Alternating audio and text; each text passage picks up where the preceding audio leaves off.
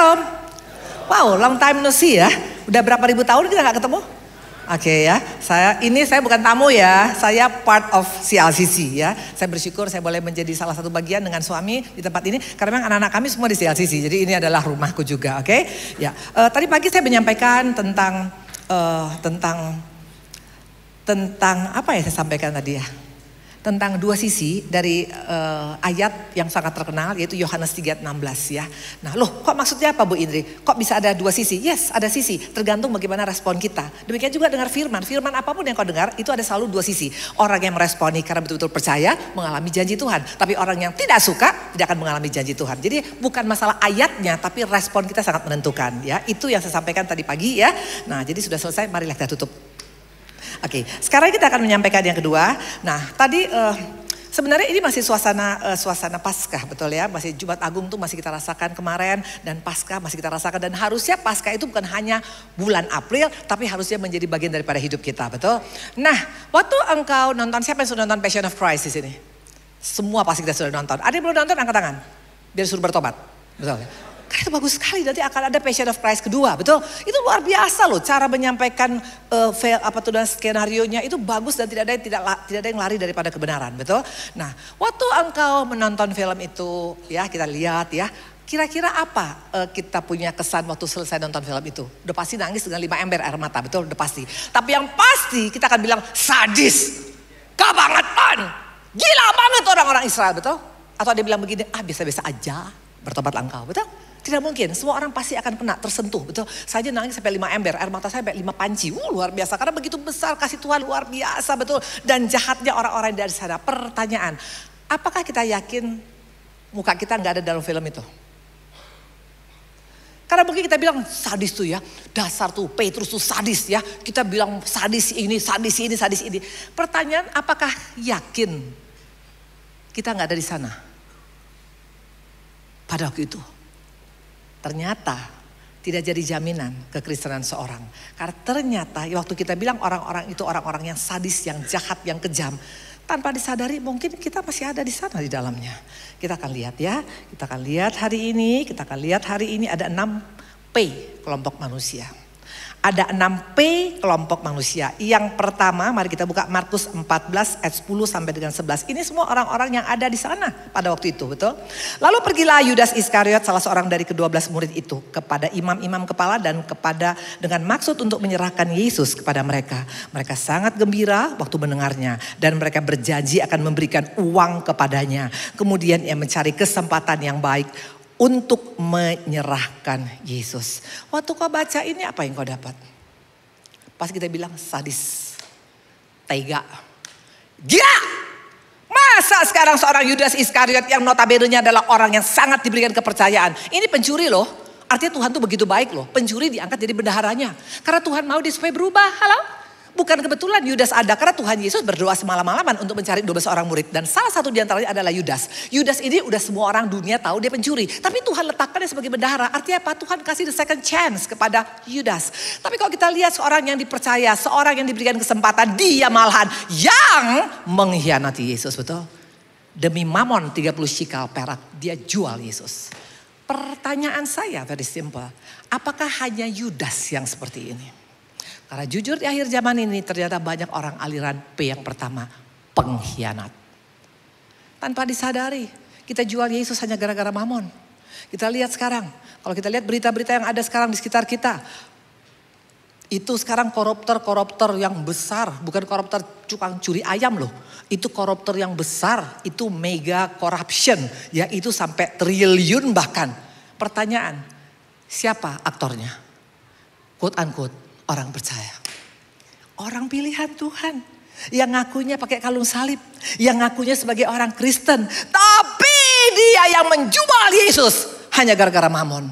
Makanya kalau kita betul-betul koreksi diri. Apakah kita termasuk di dalamnya? Kenapa saya berani ngomong gini? Karena dulu saya pernah pengkhianat dengan suami.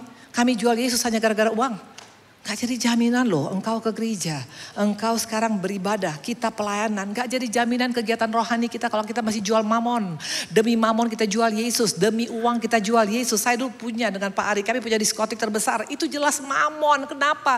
Diskotik, gak mungkin orang bertobat di sana, betul. Yang ada terjadi di sana perselingkuhan. Yang ada di sana terjadi narkoba, orang mabuk, orang OD. Semua ada di sana. Demi uang, demi mamon. Kami buka itu diskotik. Memang uangnya banyak. Mamon itu jago.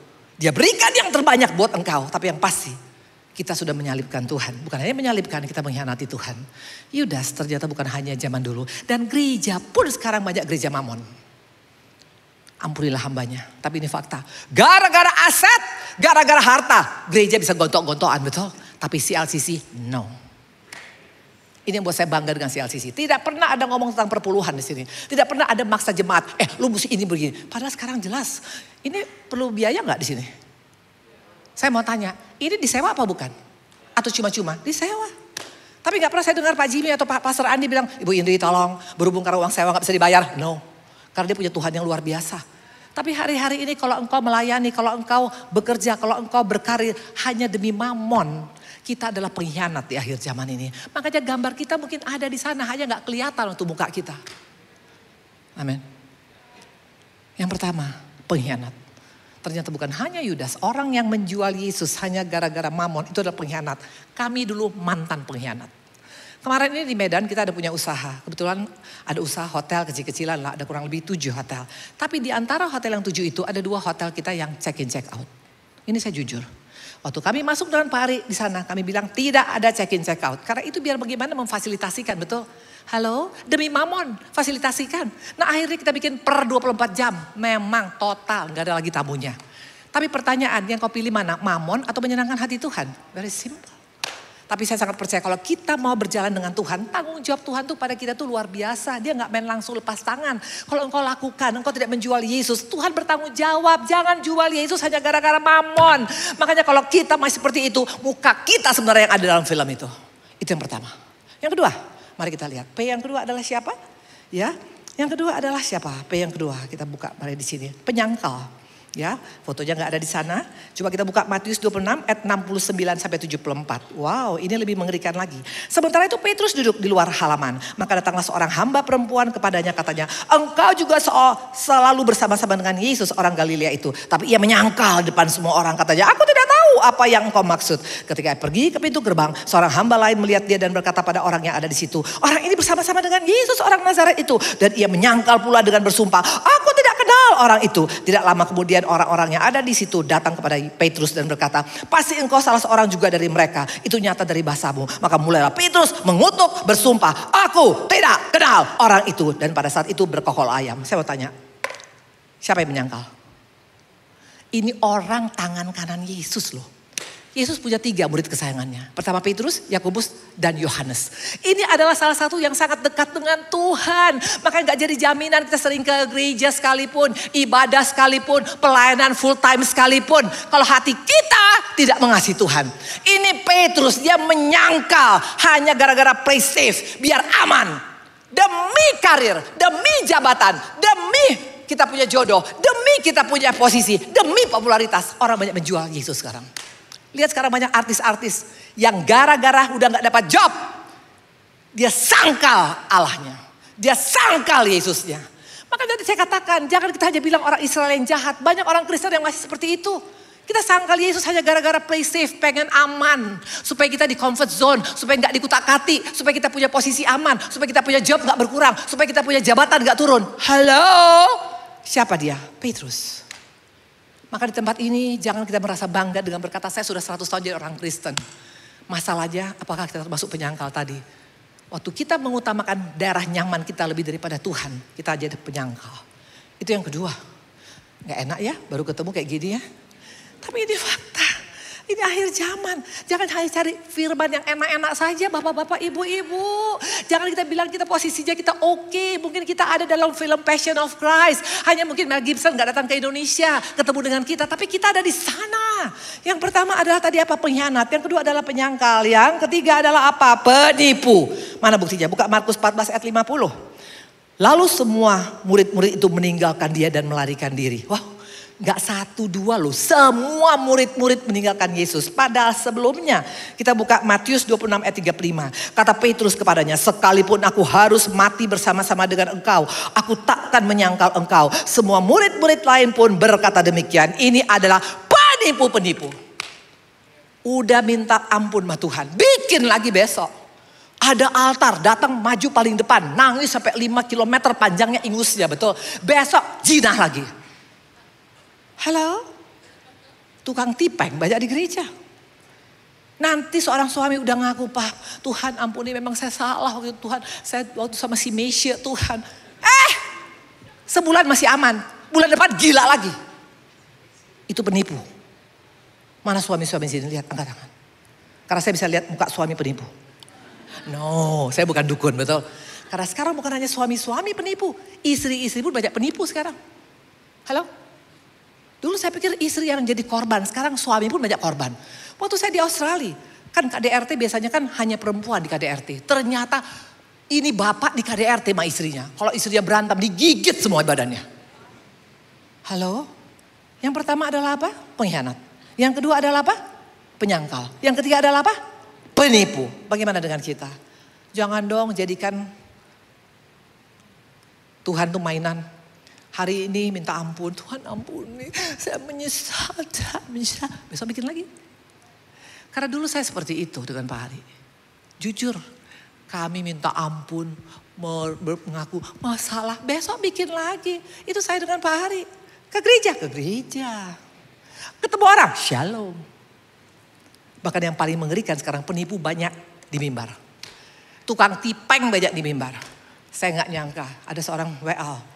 Makanya WL di sini betul-betul kita harus betul-betul menjaga hidup kita. Seorang WL yang dipakai luar biasa di gereja besar. Dia punya suara itu sampai ke genteng, lepas gentengnya semuanya. Artinya betul-betul talentanya luar biasa. Tapi ternyata dia piaraan menjadi gundik 3 tahun. Dia orang yang non. Tapi kalau lagi menyembah luar biasa. Apa itu bukan penipu? Makanya kalau ngelihat orang, jangan lihat lagi di altarnya. Lihat kehidupannya, lihat buahnya. Karena tukang tipeng sekarang banyak di gereja. Termasuk Ibu Indri, lihat buah saya. Karena bisa aja saya tukang tipu di sini. Kesannya kayaknya, oh holy. No, gak jadi jaminan. Yang pertama pengkhianat, yang kedua penyangkal, yang ketiga tukang tipeng, betul? Penipu. Yang keempat, mari kita lihat. Yang keempat. Kita buka yang keempat. Yang keempat. Markus 15 ayat 19 sampai dengan 20. Mereka memukul kepalanya dengan buluh dan meludahinya dan berlutut menyembahnya. Sesudah mengolok-olokkan dia, mereka meninggalkan jubah ungu itu daripadanya dan mengenakan pula pakaian kepadanya. Kemudian Yesus dibawa keluar untuk disalibkan. Luar biasa bapak-bapak, ibu-ibu. Apa yang keempat? Pengejek. Pengejek di akhir zaman. Mana contohnya sekarang? Kita lihat sekarang bahwa dianggap sekarang pernikahan. Kita lihat sekarang negara-negara yang quote-unquote negara Kristen, betul? Amerika, Eropa, itu semua negara Kristen loh bapak-bapak, ibu-ibu. Tapi kita lihat sekarang LGBT di sana merajalela. Halo, apa itu bukan pengejek? Tuhan menjadikan manusia laki dan perempuan, nggak ada di tengah-tengah. Tapi Bu Indri, ya itu udah sekarang zaman sekarang terserah. Engkau mau ikut firman apa ikut dunia? Karena pengejek itu datang dari gereja loh. Tahu kebenaran. Tapi mereka yang mengejek. Olok-olokkan. Itu kita mengolok-olokkan Yesus dengan kelakuan kita. Halo. Maka dikatakan tadi pengejek bukan hanya zaman dulu. Bukan hanya tentara Romawi. Tapi orang Kristen banyak seperti itu. Bahkan dikatakan sekarang di Portugal itu gereja itu patung Yesus yang paling tinggi hampir 103 meter. Tapi di sana perzinahan yang paling tinggi. Apa itu bukan pengejek? Halo. Maka jangan bangga dengan berkata I'm a Christian. Apakah kita termasuk ada waktu itu di sana mengejek Yesus, mengolok-olokkan Yesus dengan memakai dia jubah. Inilah Raja Yahudi. Sorry to say, kalau ini masih sama kita, yakin kita mengasihi Tuhan. Yang kelima adalah apa? Kelima penista. Mana bukti penista? Saya mau tanya, pernikahan tuh sakral gak?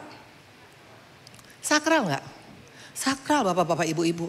Makanya please yang dipersatukan oleh Tuhan tidak bisa diceraikan oleh manusia oleh apapun keadaan.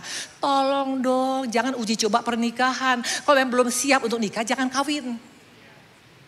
Halo. Makanya wajar Bu Indri, emang sekarang begitu fashionnya. Kalau engkau seperti itu, kita tuh penista. Yesus itu menciptakan pernikahan itu sakral, itu adalah inisiatif Tuhan. Yang satu dipersatukan dengan yang satu, maka mereka akan bersatu menjadi satu daging dan tidak akan bisa dipisahkan kecuali oleh maut. Tapi sekarang kita menganggap perceraian biasa, itu penista. Bahkan yang paling mengerikan, pernikahan sama jenis pun sekarang di gereja. Itu apa lagi? Maka jangan cepat-cepat bilang I'm okay. Mungkin aliran ini masih ada pada kita. Halo?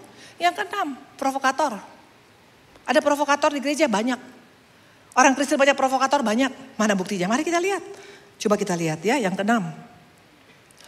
Yang keenam dikatakan seperti ini.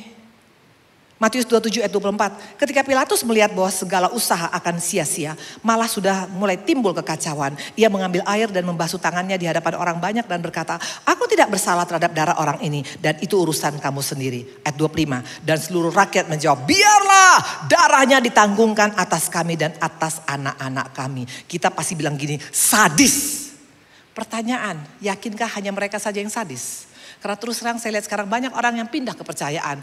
Silakan mau pindah lu silakan. Tapi lu jangan maki-maki Yesus kita dong.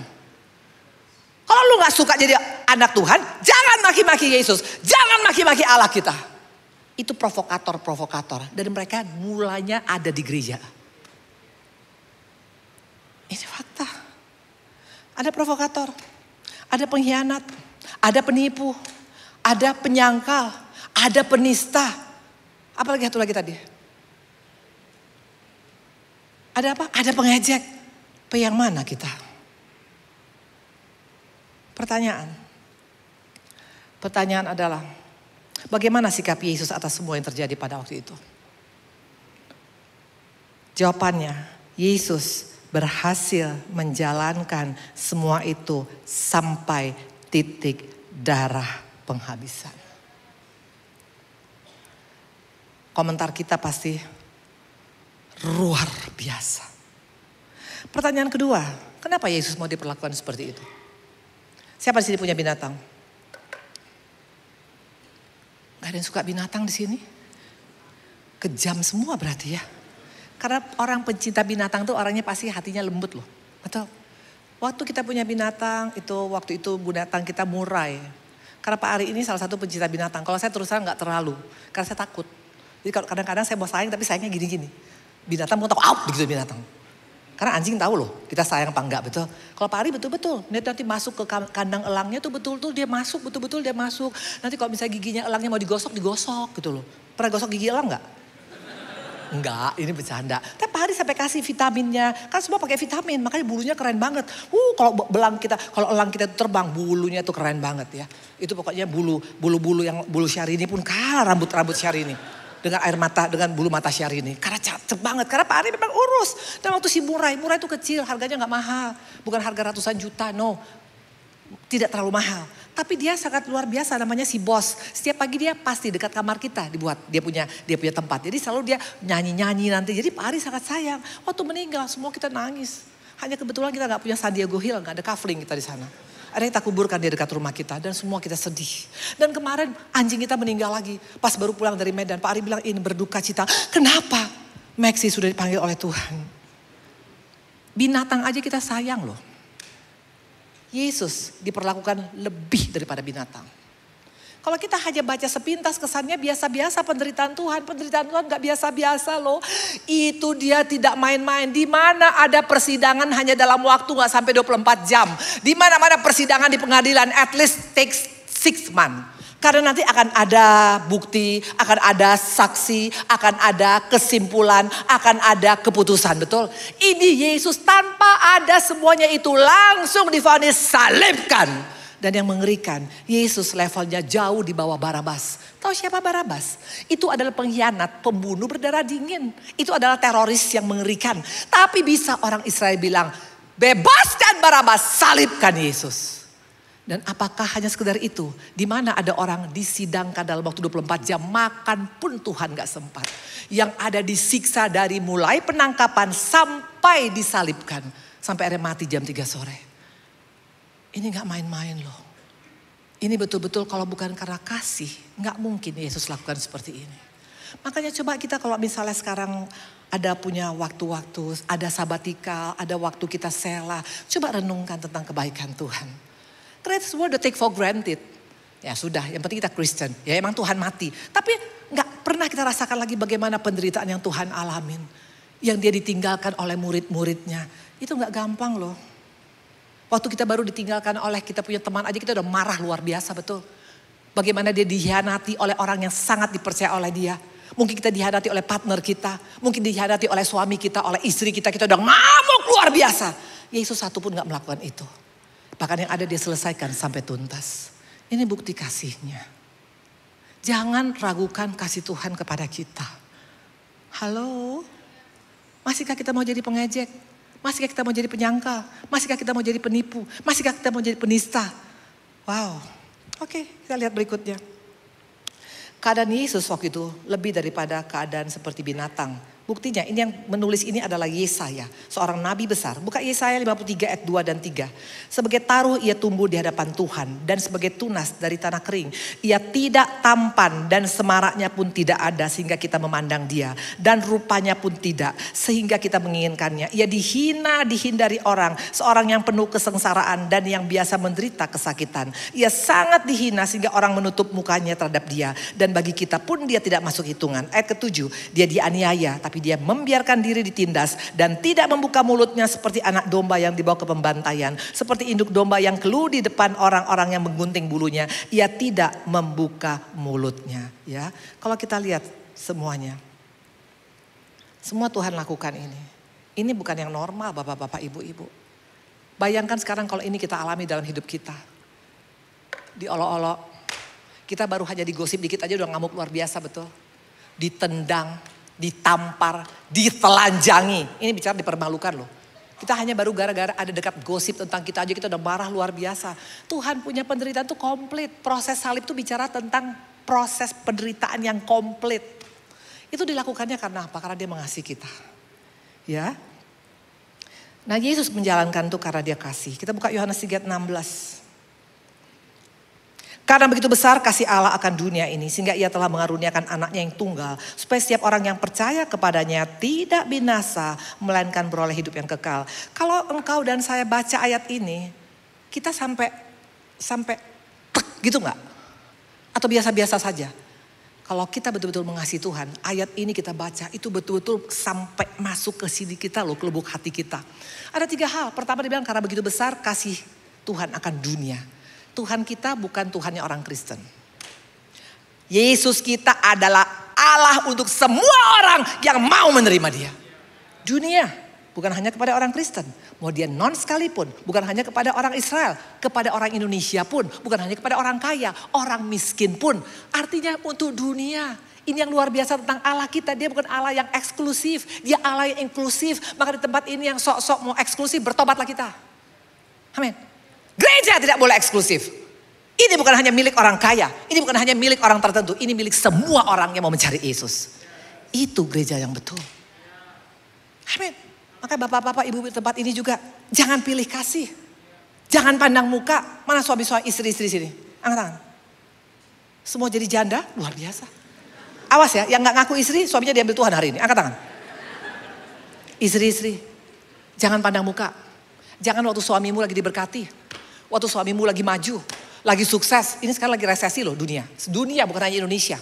Waktu suamimu dalam keadaan sekarat, usaha gak jalan, dalam keadaan down, dalam keadaan sakit, mungkin kena stroke. Apakah kita masih mengasihi dia? Yesus gak pernah mengasihi orang tertentu, dunia. Dan bukan hanya omon-omon. Begitu besar kasih Allah akan dunia ini maka diberikan anaknya yang tunggal. Dia langsung action, dia kirim Yesus kepada kita. Kalau dunia hanya omon-omon, nanti ya gue doakan tapi gak didoakan. Nanti ya gue tolong tapi gak tolong. Kalau Yesus enggak omon-omon. Maka di tempat dia yang suka omon-omon bertobatlah kita. Halo? Yang suka janji tapi enggak nempatin, bertobatlah kita. Belajar dari Yesus. Dia praktekkan. Dia lahir ke dunia ini. Kalau bukan karena kasih enggak mungkin dia lahir menjadi anak tukang kayu bapak-bapak ibu-ibu. Anak tukang kayu loh, bukan anak pejabat, bukan anak hamba Tuhan. Bukan anak hamba Tuhan yang mungkin punya jemaat 1 juta. No, anak tukang kayu itu anak orang marginal.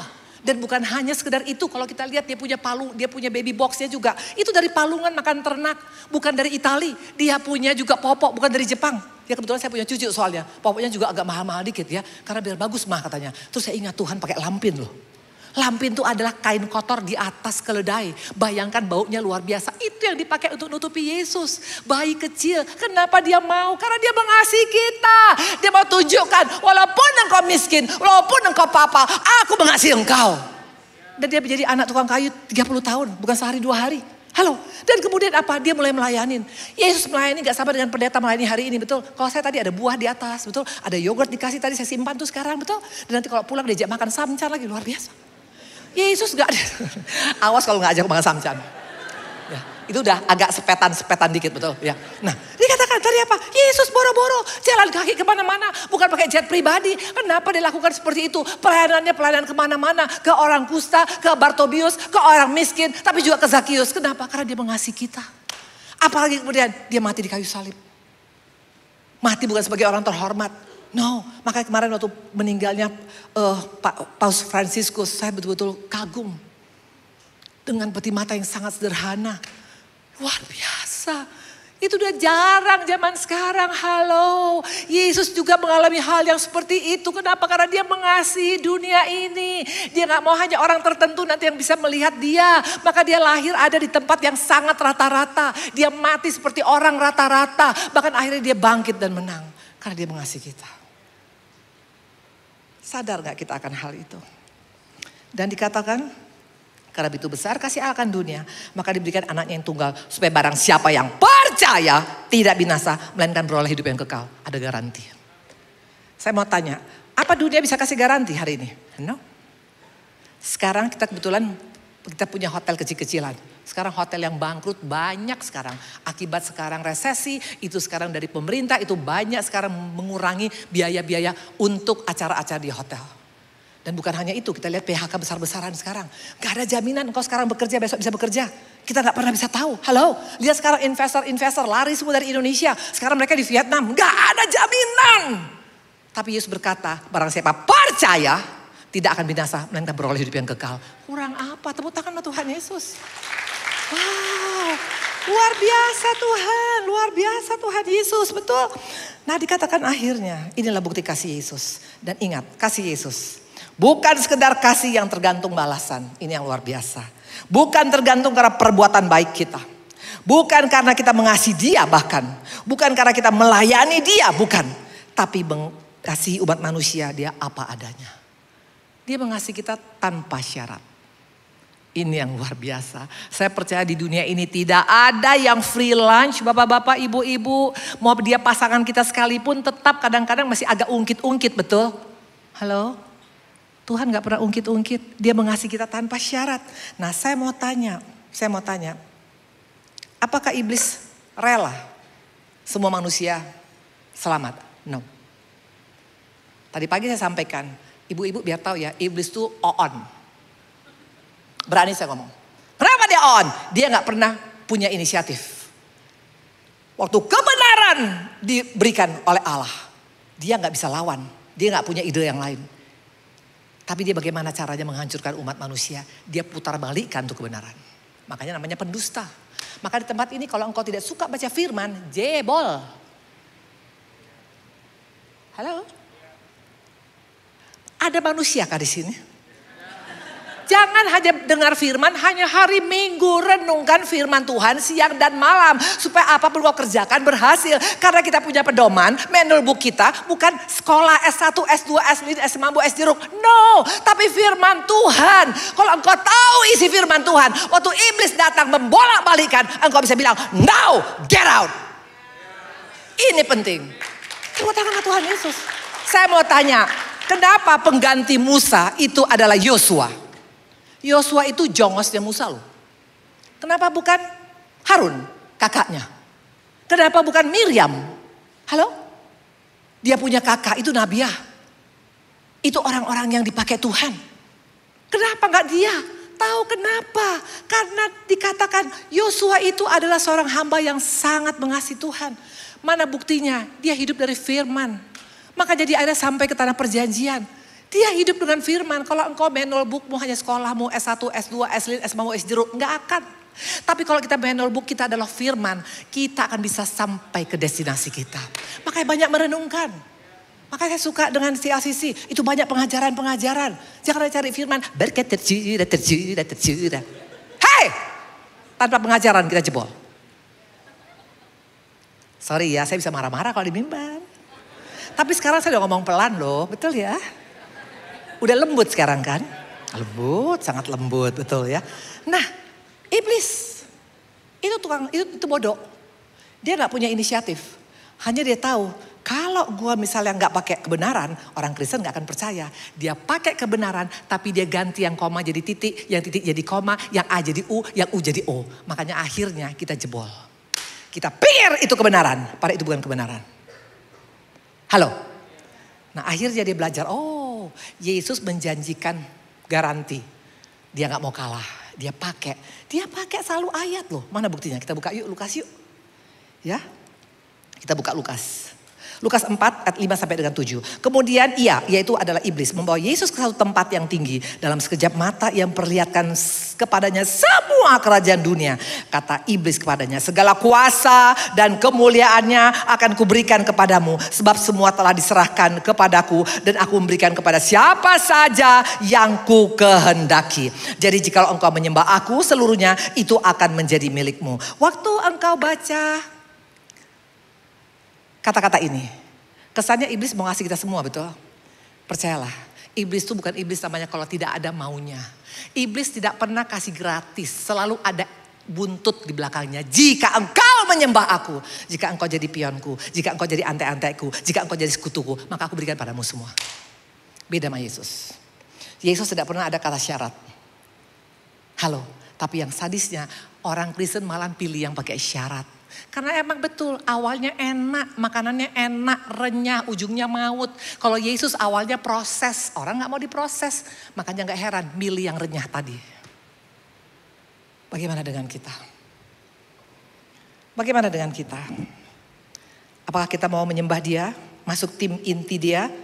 Ada syarat mutlak bukan gratis. Tapi kalau Yesus kasihnya itu tulus. Betul? Kita buka Yohanes 14 ayat 21.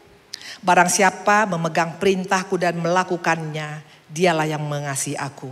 Dan barang siapa mengasihi aku, ia akan dikasihi oleh Bapakku. Dan aku pun akan mengasihi dia dan akan menyatakan diriku kepada dia. Ada jaminan langsung. Pertanyaan, apa perintah Tuhan?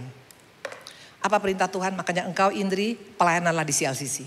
Apa perintah Tuhan? Ibadahlah engkau tiap hari Minggu. Apakah perintah Tuhan? Pokoknya yang penting kau pokoknya baca Alkitab. No. Perintah Tuhan adalah mengasihi. All about love. Karena ini kata kunci, ini pilar kekristenan bapak-bapak, ibu-ibu. Maka kekristenan itu bukan doktrin, kekristenan itu bukan agama. Kekristenan itu bicara tentang kasih. Kasih kepada siapa? Kepada Bapak dulu. Karena kalau engkau tidak bisa mengasihi sumbernya, kita tidak akan mungkin bisa mengasihi sesama kita. Nggak mungkin. Halo, mana bukti Yesus mengasihi? Dia berkata, Bapak ampunilah mereka, mereka tidak tahu apa yang diperbuat. Orang yang mengasihi Allah pasti bisa mengampunin. Jadi kalau kita bilang, saya mengasihi Tuhan Indri, tapi suaminya gak pernah diampunin. Memang diampunin, tapi kalau pas kena triggernya lagi, ngamuknya luar biasa. Itu belum mengampunin. Bukti kasih Yesus di kayu salib, dia katakan apa? Waktu ada penjahat bilang, Yesus nanti ingat ya kalau engkau sudah di Firdaus, kalau engkau sudah menjadi raja, hari ini juga engkau bersama-sama dengan aku. Kasih itu memberikan kesempatan. Jadi kalau engkau bilang enough is enough, kita gak punya kasih. Halo? Apa pasangan kita bisa salah bapak-bapak ibu-ibu? Bisa. Kasih kesempatan atau langsung talak 3? Halo? Apa anak-anak kita bisa menyakiti kita? Bisa. Apa kita bisa berikan kesempatan kepada dia lagi atau langsung kita usir dia sebagai anak kita? No. Kasih itu berikan kesempatan. Halo? Apalagi bukti kasih Yesus di kayu salib. Waktu dia melihat ibunya. Dia katakan, ibu ini anakmu. Dia katakan kepada Yohanes, Yohanes itu ibumu. Kasih itu bertanggung jawab. Halo? Dari mana tahu kita mengasihi Tuhan? Bertanggung jawab dimanapun kau ditempatkan. Mimbar kita itu bukan hanya di gereja. Mimbar kita dimanapun kau dipercayakan Tuhan. Ada yang mimbarnya sebagai notaris, ada yang mimbarnya sebagai pengusaha, ada yang mimbarnya sebagai orang karir, ada mimbarnya sebagai orang sekolah. Itu mimbar kita, halo. Ada yang ibu rumah tangga, mimbarmu di rumah. Halo. Apalagi kasih Yesus. Dia berkata sudah selesai. Orang yang mengasihi pasti komit kepada Allahnya. Jadi kalau kita kepada orang yang di samping kita dalam rumah kita saja tidak komit, bagaimana engkau bisa komit dengan Tuhan? Halo? Suami istri, pandang pasanganmu, jangan orang lain. Coba lihat muka suamimu, muka istrimu. Jangan muka saya dilihat. Pandang pasanganmu. Masihkah engkau komit dengan pernikahan? Saya undang pemusik. Masihkah engkau komit dengan pernikahan? Karena terus terang pernikahan sekarang banyak yang sudah kehilangan anggur manis. Memang tidak bercerai, tapi yang satu digenteng, satu dibawa kolong. Itu gak mungkin mengasihi Tuhan. Bukti orang mengasihi Tuhan yang ditunjukkan oleh Yesus di kayu salib. Dia bertanggung jawab, dia komit. Halo. Bagaimana dengan kita? Bisakah engkau mengampuni? Orang yang komit itu pasti akan menjauhkan segala 6P tadi. Hari ini saya akan tantang kita, ya. Kita sama-sama koreksi diri kita. Kalau hari ini film Passion of Christ diulang pagi ini di tempat ini, kira-kira yakin gak kita muka kita gak ada lagi di sana? Tapi kalaupun mungkin muka kita tiba-tiba ada di shoot, itu hidung gua, gak apa-apa. Hari ini sampai detik ini Yesus yang sama masih berdoa buat kita. Dia adalah perantara kita. Dia berbicara dengan Bapa. Bapa, ampunin dosa si Indri. Dia tidak tahu apa yang dia perbuat. Masih ada kesempatan. Selagi kita masih hidup. Hari ini kita berdiri di hadapan Tuhan. Kalau di antara kita masih ada yang penipu, penyangkal, pengkhianat, penista. Apalagi tadi? Provokator. Ada 6 tadi saya sampaikan. Kalau itu ternyata masih ada sama kita. There is still have a chance. Yesus yang sama berdoa buat kita pada pagi hari ini. Bapa ampunin doa anakku yang di sana Tuhan. Dia tidak tahu apa yang diperbuat. Masih ada kesempatan. Maka saya bersyukur. Selama kita masih bisa merayakan. Masih bisa punya nafas kehidupan. Itu berarti masih ada chance loh. Karena dia masih tetap berdoa bagi kita hari ini. Tinggal tergantung apa respon kita. Kita berkata, sorry, saya gak bisa mengasihi engkau Tuhan. Karena terlalu banyak Bapak, aku harus mesti melepaskan ego. Aku mesti bisa mengampuni, aku mesti bisa punya komitmen, aku mesti ini dan itu. Sementara kalau aku mengasihi si jahat, gimana gua semuanya? It depends on us, tergantung kita hari ini. Ibu-ibu, bapak-bapak, 2025, 26, 27 dan seterusnya, keadaan akan semakin sukar. Tidak ada yang mengatakan keadaan semakin baik. Tapi kalau kita bisa mengasihi dia, dia bertanggung jawab atas hidup kita. Dia tidak akan membiarkan anaknya minta-minta. Dia tidak akan meninggalkan anaknya. Kalau dunia bisa meninggalkan kita, kata Tuhan, aku gendong kau. Apa arti Tuhan gendong? Orang yang digendong mungkin karena dia capek, betul. Saya punya cucu, kalau udah bilang, oma capek gendong. Karena dia capek. Bisa gak kita capek sebagai orang Kristen? Bisa. Capek aku. Utangku Tuhan, anak-anakku Tuhan, kesehatanku Tuhan, ekonomiku Tuhan. Bapak gendong kita. Itulah bedanya kalau kita mengasihi dia dan karena dia terlalu mengasihi kita. Hari ini ambil keputusan yuk.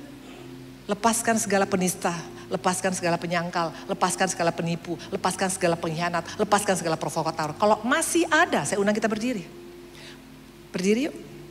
Kalau masih ada, tutup mata kita di tempat ini. Kalau masih ada dan kalau kita mau menyelesaikannya semua hari ini, Tuhan kita, Bapa di surga itu melihat kita.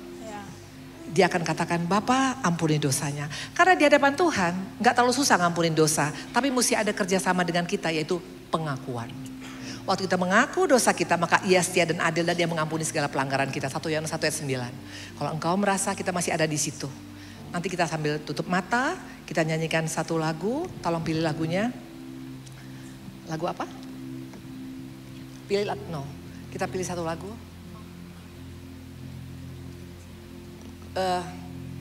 Ku kan telah mati tinggalkan. Itu tahu ya lagunya ya? Semua dengan sikap tutup mata. Dan tinggalkan. Amin. Cara hidupku yang lama. Terima kasih Tuhan Yesus yang baik. Semuanya sia-sia dan tak berarti lagi hidup ini. Amin. Ku letakkan pada mesbah-Mu ya Tuhan. Amin.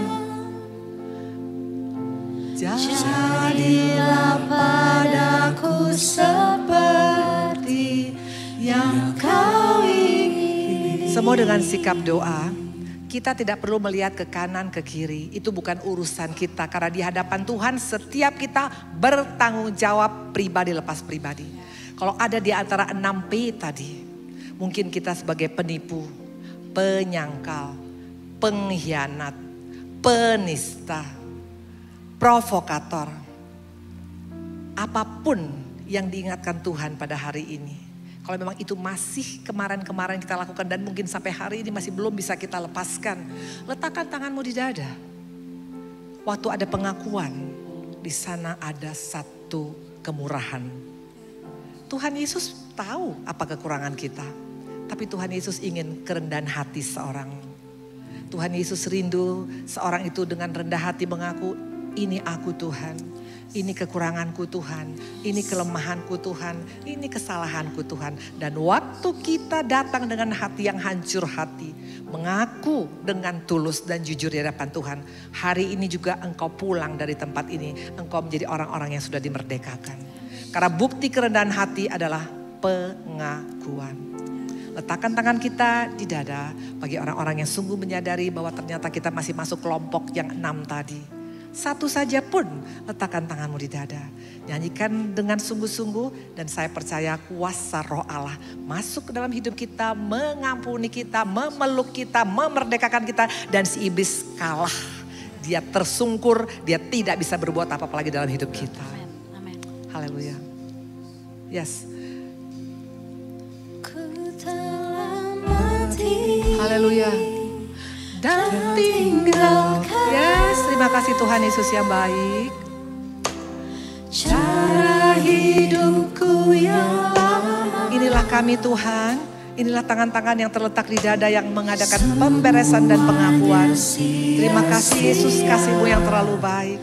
Engkau tidak pernah membuang kami. Engkau tidak pernah menghilangkan kami dari daftar anak kesayangan-Mu. Terima kasih Bapa. Amin. Ku letakkan pada mesbah-Mu ya Tuhan. Terima kasih Bapa. Jadilah padaku seperti yang Kau ingin. Tuhan Yesus yang baik, Allah kami yang baik, Roh Kudus kami yang baik. Terima kasih Tuhan. Kau terlalu amat baik, Kau selalu ada bersama dengan kami. Hari ini juga Tuhan kami yang sama, Yesus kami yang berdoa di Golgota ribuan tahun yang lalu. Engkau ada di tempat ini. Engkau berkata, aku pun tidak menghukum anakku, tapi jangan buat lagi. Terima kasih untuk kesempatan, terima kasih untuk pengampunan, terima kasih untuk kasih-Mu yang tanpa batas, tanpa syarat. Jadikanlah kami Bapa menjadi pribadi-pribadi yang mau belajar untuk mengasihi Engkau. Karena walaupun kami tidak mengasihi Engkau, walaupun kami tidak setia, Engkau sendiri berkata aku tetap setia. Ampuni kami Tuhan, ampuni Bapa kalau selama ini kami terlalu melukai hati-Mu. Kami mau Bapa untuk berubah. Kami mau Bapa untuk lebih lagi mencintai Engkau. Kami mau Bapa untuk lagi mengasihi Engkau. Berkati CLCC, berkati jemaat, berkati Pastor Andi dan Ibu Nining dan juga untuk anaknya Caca, berkati juga untuk Pastor Jimmy dan juga untuk Lia dan kedua anaknya, berkati semua teman-teman yang hadir di sini WL Singer yang luar biasa. Kami bukan lagi pribadi-pribadi yang mau dipucundangi oleh si jahat, karena kami sudah dimerdekakan dan kematian-Mu, kebangkitan-Mu bukan hanya sekedar tradisi, bukan hanya kebiasaan, bukan hanya rutinitas, tapi itu adalah momen, adalah momentum, itu adalah movement di mana kami mau berubah menjadi lebih baik lagi. Dalam nama-Mu kami mengucap syukur, haleluya, amin. Tepuk tangan buat Tuhan Yesus.